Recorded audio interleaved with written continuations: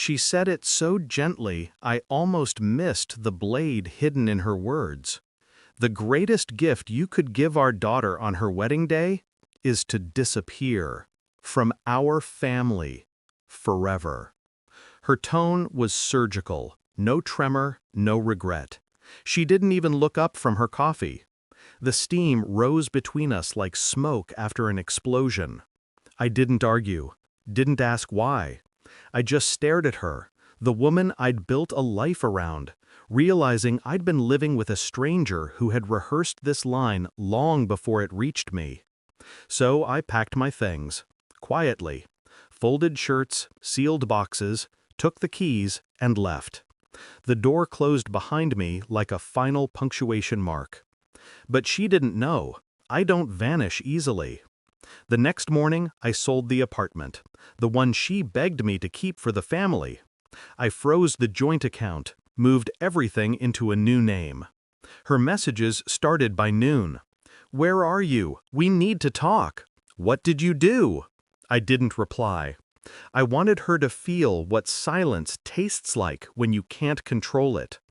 Because silence was what she'd given me for months. Cold glances, late nights, hidden calls. At first, I told myself it was stress, wedding planning. But truth has a smell. You just don't notice it until it's rotting everything around you. It started with a photograph. Her phone left unlocked on the kitchen counter. A man's reflection caught in the mirror behind her smile. Subtle, but familiar. My daughter's fiancé's father. My stomach went still. I didn't confront her. I just watched. Patterns, timing, tone. Every lie has a rhythm, and she had mastered hers. 3 weeks before the wedding, I confirmed it. Hotel records, card statements, even a voice message she thought she deleted. I listened to it twice, not because I needed proof, because I needed to burn away any trace of mercy left inside me. The truth was unclean, but I held it like a weapon polished to a shine. The night before the wedding, I printed everything. Photos, receipts, the call log. I placed it all in a plain white envelope. No name, no note. Just evidence. Then I left it on the hotel lobby counter, addressed to my future son-in-law. I didn't stay to see what happened next, but I can imagine. The ceremony was canceled before noon. Guests left in confusion. She called me 17 times. I answered once. "Why did you do this?" she screamed. I waited. Let her voice break against the silence. Then I said, quietly, "I didn't ruin anything. You did," and hung up. The news spread faster than truth ever should. My daughter refused to see her mother. The man vanished from the city within days. She lost everything. Her friends, her family, her name whispered in shame instead of admiration. I didn't take pleasure in it. I just stopped feeling anything.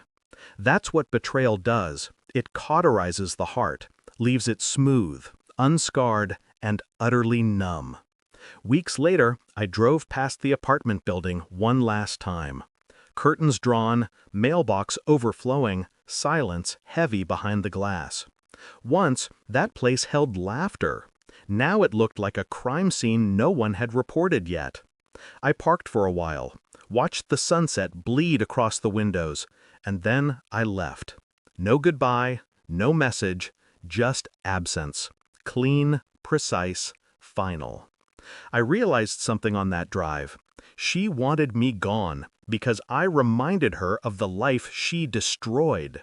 Now she gets to live with that reminder every day in silence. People think revenge is loud. It isn't. It's quiet, calculated. It's the sound of footsteps fading down a hallway while the guilty finally hear themselves think. I never went back, never looked for closure. Some stories don't end. They just stop needing to be told. But every time I pass a church bell or a wedding car, I remember that morning. Her voice, that line. The greatest gift you could give our daughter. She was right in a way. I gave them peace. Just not the kind she imagined.